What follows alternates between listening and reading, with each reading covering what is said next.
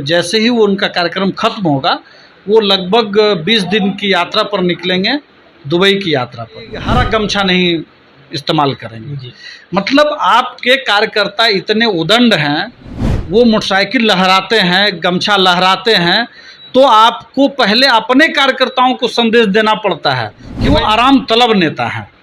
वो जो सदन भी ना जाना पसंद करते हों, दुबई जाना पसंद करते हों। नेता प्रतिपक्ष इन दिनों संवाद यात्रा पर निकले हुए हैं, लोगों से मुलाकात कर रहे हैं और इस बीच 2025 विधानसभा चुनाव में अभी समय है, लेकिन वादे भी किए जा रहे हैं। चुनावी वादे कहें तो 200 यूनिट बिजली मुफ्त देने की बात उन्होंने कही है और मुख्यमंत्री को लेकर भी उन्होंने कई बार ये बयान देते नज़र आए हैं कि वो वीडियो क्लिप हमारे पास है, वो गिड़गिड़ाते हुए आए थे और लालू प्रसाद यादव और राबड़ी देवी के पास हाथ जोड़ रहे थे। इन्हीं तमाम विषयों पर हमारे साथ बातचीत करने के लिए राष्ट्रीय लोक मोर्चा के प्रवक्ता राहुल कुमार हैं।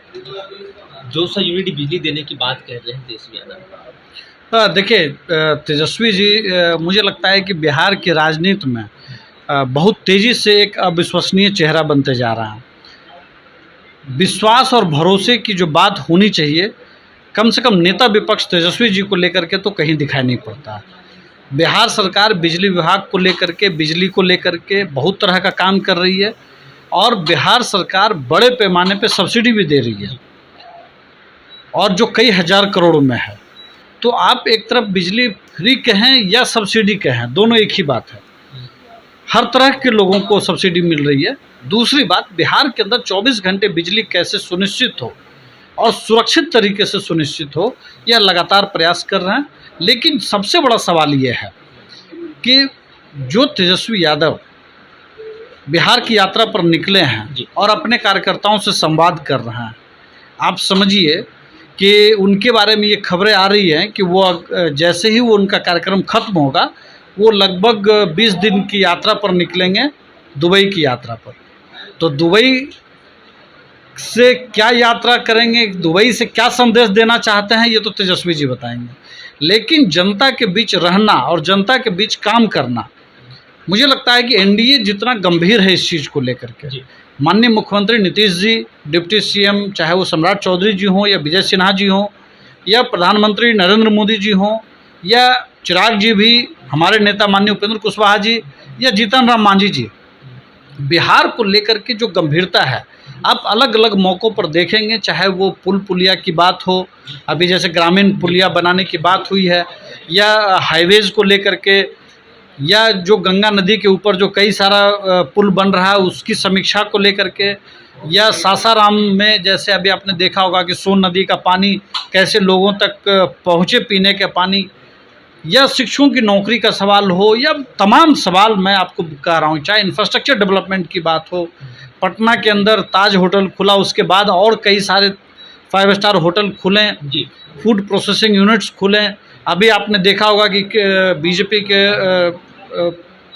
केंद्रीय नेता या कहिए कि राष्ट्रीय अध्यक्ष जगत प्रकाश नड्डा जी बिहार आए थे और वो स्वास्थ्य मंत्री भी हैं केंद्र में।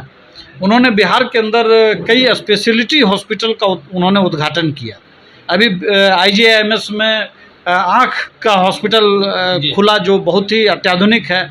मुझे लगता है कि बिहार के डेवलपमेंट को अगर देखा जाए और जितनी कहिए एक तरह से आराम की ज़िंदगी में तेजस्वी जी जी रहे हैं, उतना ही सत्ता में रहने के बावजूद जो सत्ता के लोग हैं वो लोगों की ज़िंदगी में कैसे आराम पहुँचे, इसके लिए वो लगातार दिन रात भाग दौड़ कर रहे हैं। आप डेवलप की बात कर रहे हैं, लेकिन प्रतिपक्ष और कई राजद के नेता ये कहते नज़र आते हैं कि बिहार में कोई विकास नहीं हुआ है और जनता के बीच जो जा रहे हैं, जो एनडीए की जो खामियां हैं एनडीए की सरकार की, वो हम लोग गिना रहे हैं। देखिए, सबसे बड़ी खामी क्या थी विपक्ष की? जब तेजस्वी जी की यात्रा शुरू हुई तो सबसे पहले उन्होंने कहा कि भाई हरा गमछा नहीं इस्तेमाल करेंगे। मतलब आपके कार्यकर्ता इतने उदंड हैं, वो मोटरसाइकिल लहराते हैं, गमछा लहराते हैं, तो आपको पहले अपने कार्यकर्ताओं को संदेश देना पड़ता है कि भाई मेरे सामने गमछा मत लहराने लग जाना, मेरा अपमान मत करना। बाकी तुम जनता को तो डराते हो, वो आप समझ ही रहे, मुझे कुछ कहने की ज़रूरत नहीं है। मुझे लगता है कि तेजस्वी जी को पहले जो उन्होंने शुरू किया है अपने कार्यकर्ताओं को लेकर के, अपनी पार्टी को लेकर के, मुझे लगता है कि उसी पर ज़्यादा फोकस करें, क्योंकि बिहार 2005 से पहले जो था और उनके कार्यकर्ता बीच बीच में जो झलकियां अभी दिखाते हैं, मुझे लगता है कि चाहे वो 200 यूनिट फ्री बिजली की बात करें या जो भी वो विकास न होने की बात करें, कोई उन पे विश्वास नहीं करेगा। वो एक अविश्वसनीय चेहरा है। और दूसरी बात कि वो आराम तलब नेता है, वो जो सदन भी ना जाना पसंद करते हों, दुबई जाना पसंद करते हों, मुझे लगता है कि इससे बेहतर तो कोई बात होगी नहीं। आप राष्ट्रीय लोक मोर्चा के प्रदेश प्रवक्ता राहुल कुमार को सुन रहे थे। उन्होंने साफ तौर पर कहा कि वो आरामदायक नेता हैं, वो विदेश घूमते हैं इसलिए दुबई जा रहे हैं। और उन्होंने साफ तौर पर कहा कि जो 200 यूनिट बिजली देने की बात कही है वो बस अविश्वसनीय है और वो अविश्वसनीय नेता है, साफ तौर पर ये कहते नजर आए। मेरा इस खंड में इतना ही। आगे की अपडेट के लिए बने रहिए फर्स्ट बिहार झारखंड पर। मैं संसिंह पटना। पनोरमा ग्रुप, जो सोचता है वो करता है। ये लो मुंह मीठा करो, आज मैंने अपना जॉब छोड़ दिया, अब हम पूर्णिया वापस जाएंगे। जॉब छोड़ दिया है? मतलब ये घर कैसे चलेगा? हम करेंगे क्या? और माँ बाबूजी क्या बोलेंगे? इसलिए मैं एक और मिठाई का डब्बा लाया। अपने बिजनेस के लिए लोन अप्रूव हो गया।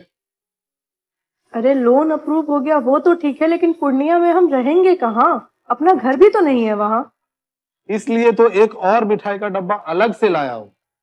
हमने पूर्णिया में घर ले लिया है, पूर्णिया के ई होम्स पैनोरमा में। पूर्णिया में पैनोरमा ग्रुप लेकर आए हैं ई होम्स पैनोरमा। बड़ा घर, आलीशान जिंदगी और अत्याधुनिक सुविधाओं के संग। अरे अरे, अब क्यों मुंह मीठा करवा रही हो? क्योंकि हम घर वापसी जो कर रहे हैं। घर वापसी की खुशी पूर्णिया में ई होम्स पैनोरमा के संग। E Homes Panorama, luxurious lifestyle redefined.